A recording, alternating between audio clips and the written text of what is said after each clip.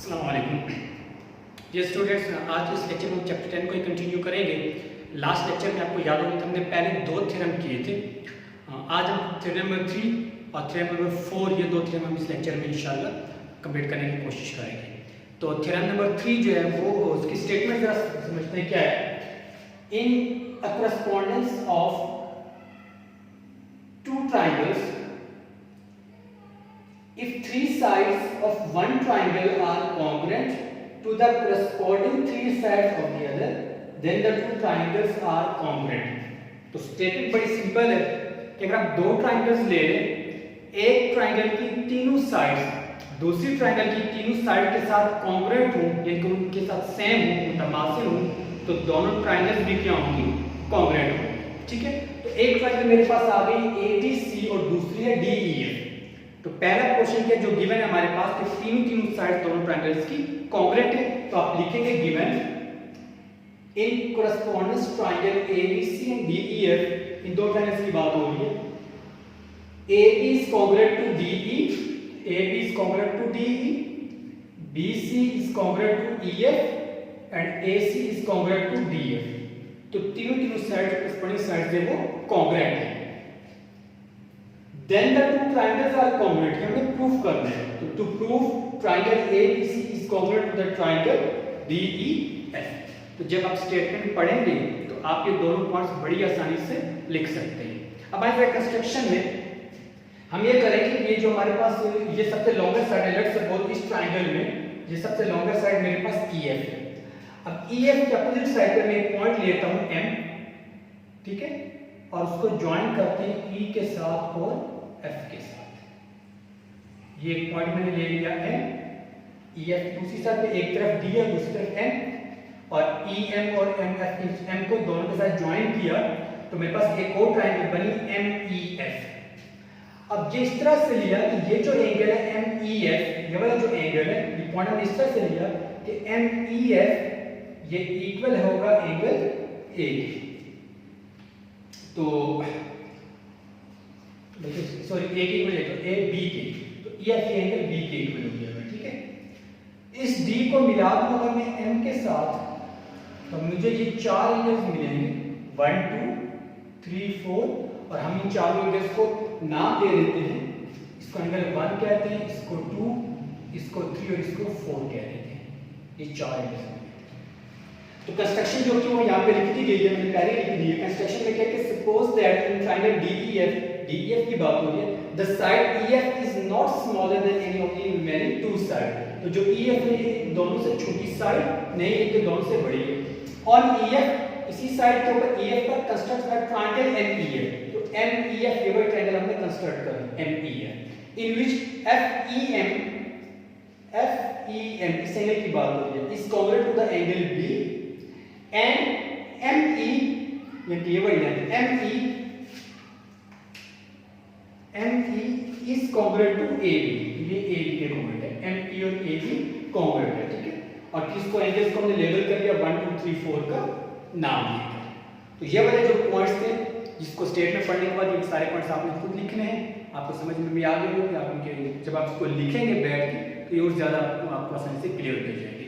अब हम इसको लिखते हैं स्टेटमेंट और फिर उसका हम रीजन बताते हैं ताकि हम इसको प्रूव कर सकें।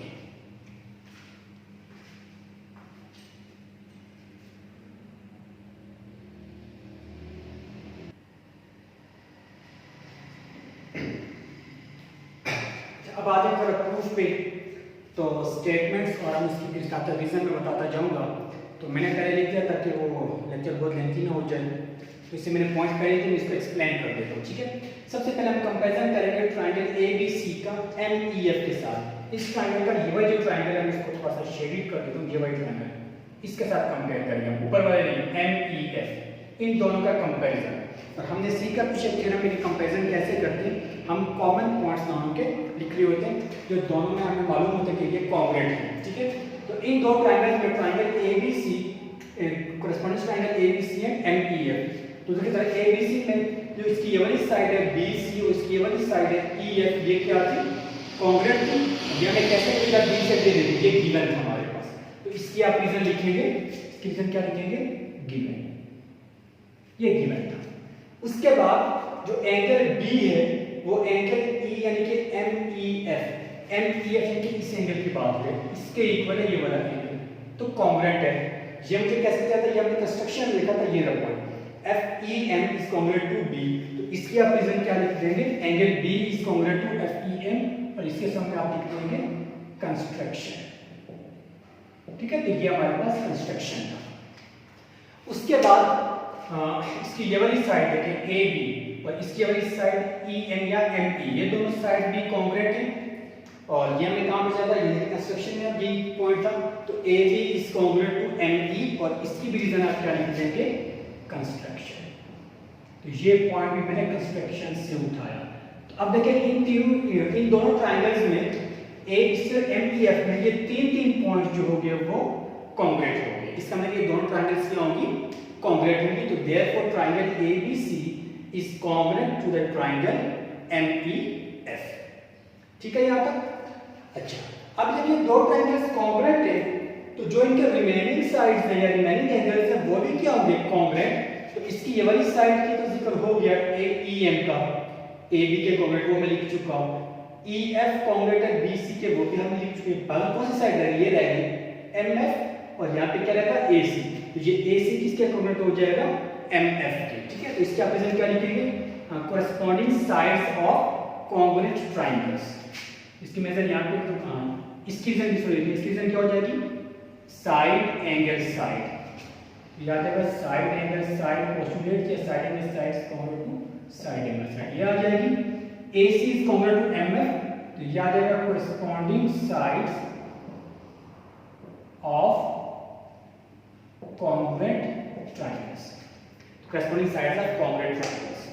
ठीक है, तो AC is congruent to MF, but AC is congruent to DF। ये हमें स्टार्ट में बताया था कि जो AC है ये DF के congruent है, ये गिवन था हमारे पास, ये रहा AC is congruent to DF, but AC is congruent to DF, तो इसकी रीजन आप लिखेंगे given, therefore MF is congruent to DF। देखें यहाँ पर 1 और 2 में देखें तो AC इसके भी बराबर है, AC इसके भी बराबर है, तो इसका मतलब ये दोनों भी आपस में क्या होंगे, बराबर होंगे। तो फ्रॉम इक्वेशन 1 एंड 2, तो देखें इन दोनों के अगर लेफ्ट हैंड साइड इक्वल तो राइट हैंड साइड इक्वल, तो ये MF किससे इक्वल हो जाएगा, DF, तो ये दोनों क्या हो जाएंगे, इक्वल हो गए। तो यहां तक पॉइंट समझ में आ गए। तो उसके बाद देखें इन ट्रायंगल FDM, FDM कौन सी ट्रायंगल है, यहां देखें FDM ये वही ट्रायंगल है, FDM ये वही ट्रायंगल है। ठीक है, इस ट्रायंगल की बात होगी। अब इस ट्रायंगल का जब हम कंपैरिजन करेंगे, इस ट्रायंगल में देखें तो एंगल 2 और एंगल 4, अब इसकी रीजन सुन लेते हैं, मैं इसको यहां पे लिख लेता हूं तो शायद आपको आसानी से समझ में आ जाए। ये ट्रायंगल है हमारे पास DMF, ठीक है, और यहां पर ये पॉइंट आ रहा है, ये जो लाइन आ रही है। अच्छा, इसमें एंगल ये 2 है, ये एंगल 4 है, ये वाली दोनों साइड सेम थी, DF और MF ये रहा। तो जब ये दोनों साइड्स कॉन्ग्रुएंट, इनके अपोजिट एंगल्स भी क्या होंगे, कॉन्ग्रुएंट, तो ये इसका अपोजिट एंगल ये, इसका अपोजिट एंगल ये, तो angle 2 is congruent to angle 4, और इसके आप इधर लिख सकते हैं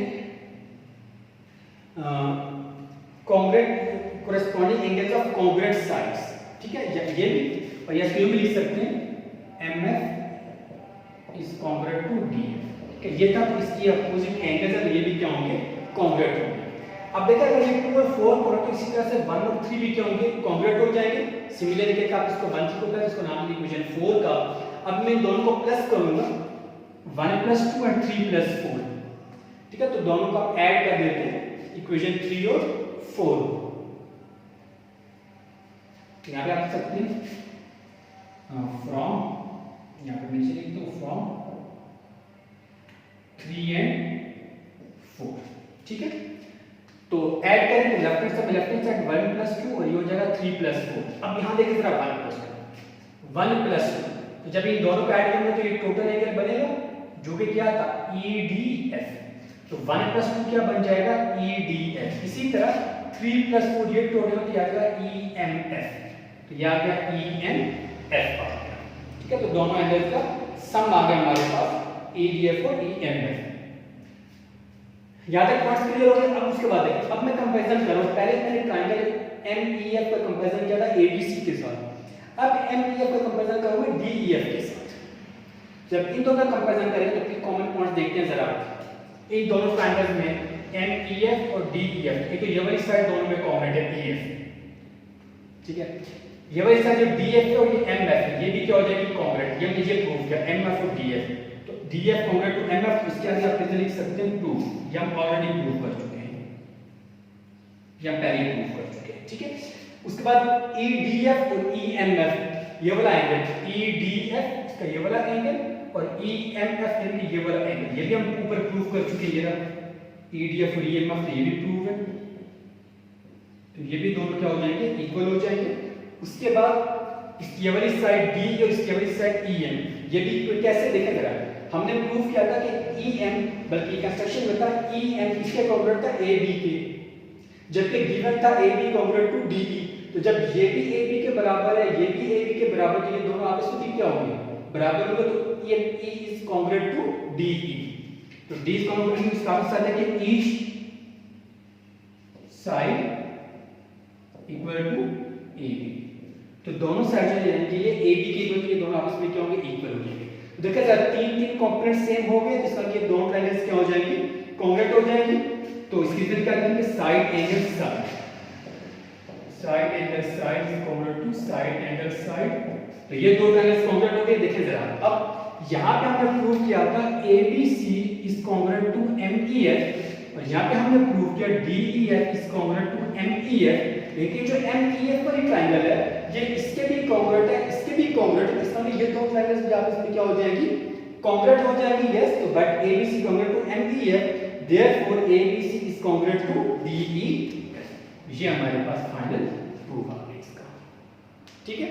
तो इसको भी आप इसको ध्यान से, ये लेक्चर आप 2-3 बार सुनेंगे तो इंशाल्लाह जितने भी इसके पॉइंट्स हैं वो सारे आपको क्लियर हो जाएंगे।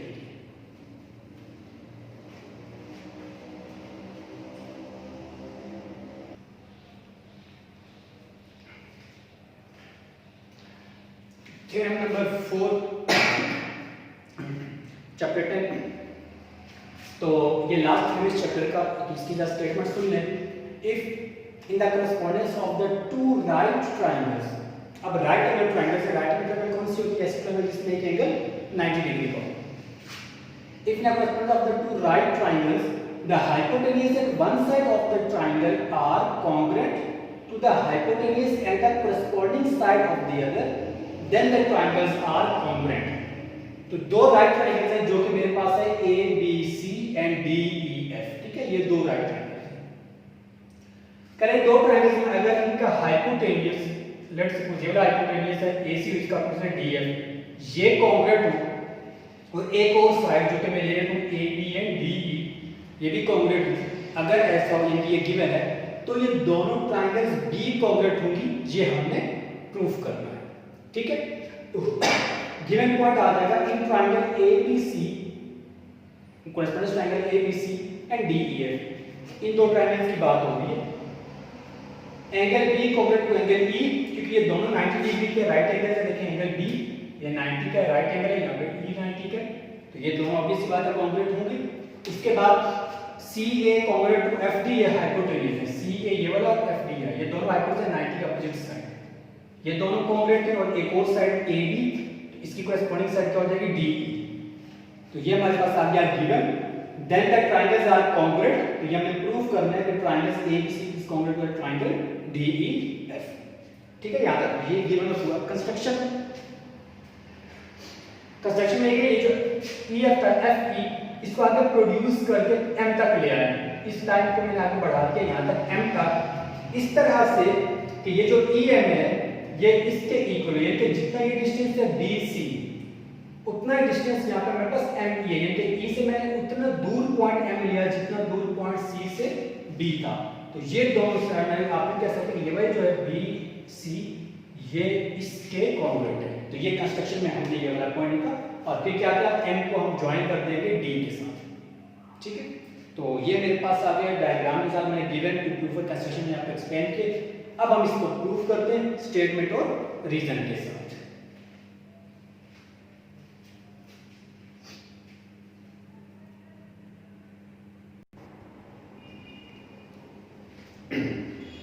तो अब आइए इसका प्रूफ देखते हैं स्टेटमेंट, और उसके साथ में रीजन बताएंगे। तो देखिए मैंने पॉइंट्स लिख दिए, मैं इसको एक्सप्लेन कर रहा हूँ। सबसे पहले आप देखें ये जो मेरे पास है एंगल DEF और DEN, तो ये जो स्ट्रेट लाइन होती है, स्ट्रेट लाइन के ऊपर एंगल कितना होता है 180 डिग्री। स्ट्रेट लाइन में कितना 180 डिग्री जो हाफ सर्कल होता है, और मैं इन दोनों को ऐड करूं तो ये कितना बनेगा 180 डिग्री बनेगा।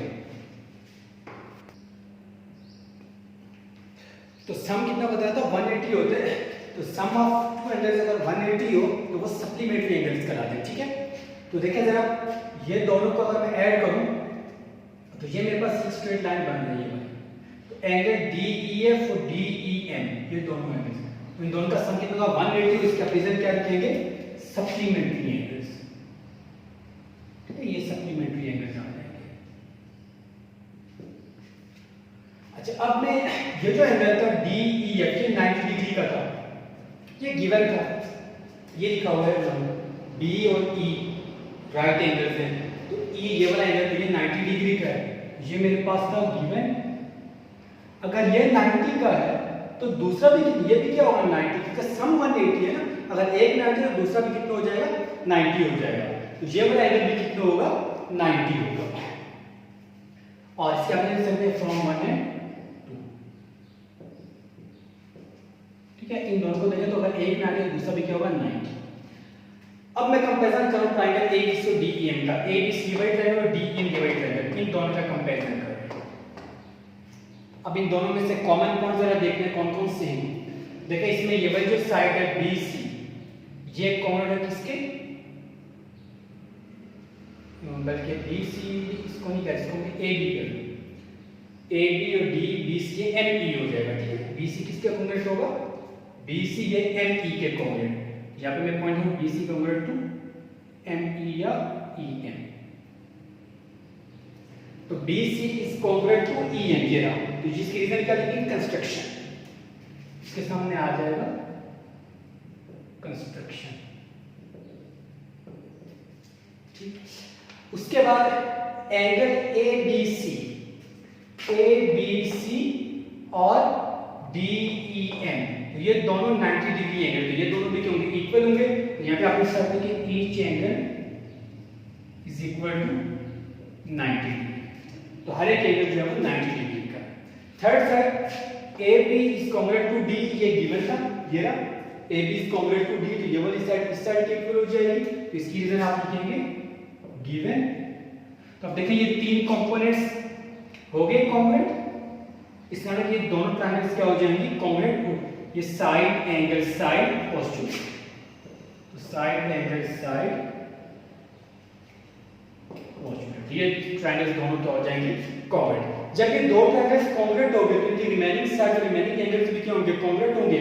तो देखते हैं जरा इसका जो एंगल ये वाला है C, ये इसका एंगल C ये किसके कॉन्ग्रुएंट हो जाएगा एंगल M के। ठीक है, C और रीजन क्या लिखेंगे corresponding angles of congruent triangles. ठीक है, कॉन्ग्रुएंट ट्रायंगल्स के कोरेस्पोंडिंग एंगल्स है, तो ये वाला एंगल C M के इक्वल, उसके अलावा ये वाली साइड हो गई है, ये वाली साइड रहेगी MDDM, ये किसके इक्वल हो जाएगी CA के, तो CA कॉन्ग्रुएंट टू MD, उसकी रीजन ये corresponding sides of congruent triangles. ठीक है, ये दोनों कॉन्ग्रुएंट ट्रायंगल्स के लिए कोरेस्पोंडिंग साइड्स हैं, दो points. But CA congruent to FD, यहां पर तो CA MD के कॉन्ग्रुएंट आ गया, लेकिन गिवन क्या था CA किसके कॉन्ग्रुएंट था FD की, CA कॉन्ग्रुएंट टू FD ये गिवन था हमारे पास, ये देखिए CA कॉन्ग्रुएंट टू FD। तो देखिए यहाँ पर CA MD के कॉन्ग्रुएंट है और यही CA FD के कॉन्ग्रुएंट है, ये MD और FD भी आपस में क्या हो जाएंगे सेम हो जाएंगे, क्योंकि दोनों CA के इक्वल, तो आपस में दोनों क्या होंगे इक्वल। और आप इसको यहाँ पे रीजन लिख सकते हैं कि each is equal to CA, या फिर लिख सकते हैं फ्रॉम 3 एंड 4, इन दोनों का अगर मैं कंपैरिजन करूं 3 और 4 का, तो दोनों की लेफ्ट हैंड साइड देखिए सेम, तो राइट हैंड से राइट हैंड साइड की इक्वल आएगी, ये दोनों की क्या हो जाएंगे कॉन्ग्रुएंट हो जाएंगे। ठीक है, तो यहाँ तक पॉइंट्स हो गए क्लियर। उसके बाद अब हम ट्रायंगल लेते हैं DNF। तो देखें जरा DMF, ये कौन सी ट्राइंगल है? DMF, ये पूरी ट्राइंगल की बात हो रही है, ठीक है। तो ये हमने पूरी ट्राइंगल ले ली DMF।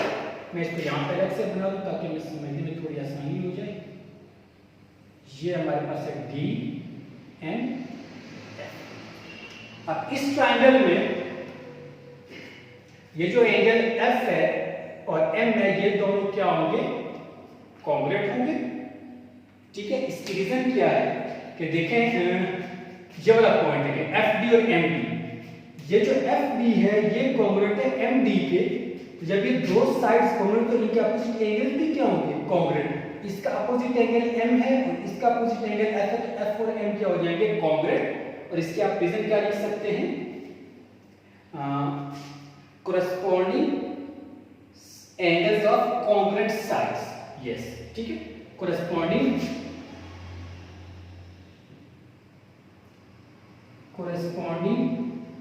angles of congruent sides, ठीक है। अगर साइड्स कॉन्ग्रुएंट तो उनके corresponding एंगल भी क्या होंगे? कॉन्ग्रुएंट होंगे। F congruent to M, लेकिन गिवन मेरे पास क्या था? बल्कि गिवन था C congruent to F, हमने शायद प्रूफ किया ऊपर, yes. But C congruent to M, ये ठीक है, ये हम पहले प्रूव कर चुके हैं। C congruent to M, ये जो M है ये C होता है, तो ये हमारे पास पहले प्रूफ था। इसको यहाँ पे ऑलरेडी प्रूफ आप लिख सकते हैं, ये प्रूफ है हमारे पास C congruent to M। अब देखें जरा इन दोनों में FB M के congruent है, CB M के congruent है, ये दोनों आपस में क्या हो जाएंगे? congruent हो जाएंगे। दोनों की राइट हैंड साइड सेम है तो लेफ्ट हैंड साइड ठीक हो, तो C congruent to F। और इसका आप इसे लिख सकते हैं each equal to angle 5 या from 5 and 6 आप इसका कंपैरिजन करके बता सकते हैं। तो from 5 and 6 C किसके congruent हो जाएगा? F के congruent हो जाएगा, ठीक है। Last comparison triangle ABC and DEF। अब ABC और DEF अब इन दोनों का कंपैरिजन करते हैं। इन दोनों में देखिए इसकी वाली साइड AB और इसकी वाली साइड DE, ये congruent है। इसके रीजन सिंपल है, आपको मालूम था, ये गिवन है हमें। फिर ABC एंगल की बात है, ABC और DEF ये भी कॉन्ग्रुएंट है, दोनों 90 डिग्री के एंगल्स हैं, ये भी गिवन था। ABC और DEF ये भी गिवन है, each angle is equal to 90 degree, ठीक है, दोनों 90 डिग्री के। और angle C congruent to angle F, C और F कॉन्ग्रुएंट है, ये हमने अभी भी प्रूव किया ये रहा। तो C कॉन्ग्रुएंट टू F और ये हमारे पास क्या था? ऑलरेडी प्रूफ, तो ये प्रूफ हो गया। तो जब ये फिर से तीन कंपोनेंट कॉन्ग्रुएंट हो गए, इसका मतलब ये दोनों ट्रायंगल्स का बनेंगे कॉन्ग्रुएंट, रिजल्ट क्या लिखेंगे? साइड एंगल एंगल, ठीक है। तो साइड एंगल एंगल पॉजिटिव। अब फिर भी कैसा तो इसकी रिजल्ट ये भी लिख सकती हैं, ये साइड जो हमारे पास है, बल्कि जरूरत नहीं उसमें हाइपोटेनस की जाने, बस कि हमारे पास ये दो ट्रायंगल्स क्या हो गई? कॉन्ग्रुएंट प्रूफ हो गई। तो इसके साथ हमारा ये वाला थ्योरम भी कंप्लीट हुआ और हमने 1 बाय 1 चार थ्योरम, दो लेक्चर्स के अंदर हमने चारों थ्योरम्स इसको प्रूव कर लिए। आप इनकी अच्छी तरह प्रैक्टिस करें और ये लेक्चर आप बार बार सुनेंगे तो जो पॉइंट्स आपको कन्फ्यूजन होगी जब आप लेक्चर सुनेंगे तो वो सारे पॉइंट्स इंशाल्लाह क्लियर हो जाएंगे, ठीक है। अगले लेक्चर में इंशाल्लाह हम कोई topic I guess chapter number 7 या कोई और चैप्टर हम स्टार्ट करेंगे।